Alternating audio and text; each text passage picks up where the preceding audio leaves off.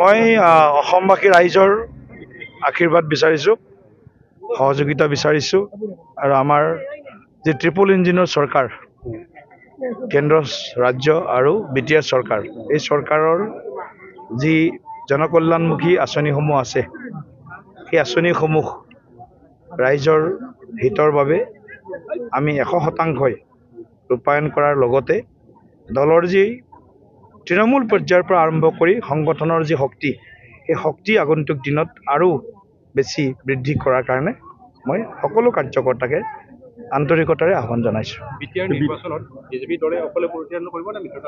এতিয়ালৈকে তেনেকুৱা কোনো নিৰ্ণয় হোৱা নাই, কিন্তু নিজা নিজা শক্তি বৃদ্ধি কৰিবৰ কাৰণে আমি মিত্ৰ দলৰ যিসকল আছোঁ সকলো একমত।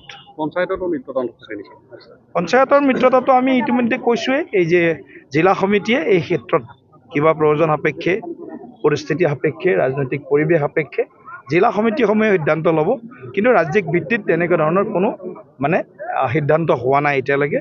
আৰু যদি কিবা ক'ৰবাত সিদ্ধান্তৰ প্ৰয়োজন হয়, নিশ্চিতভাৱে আগন্তুক দিনত আমি মিত্ৰগোষ্ঠী একেলগে বহি এই সিদ্ধান্ত গ্ৰহণ কৰিম।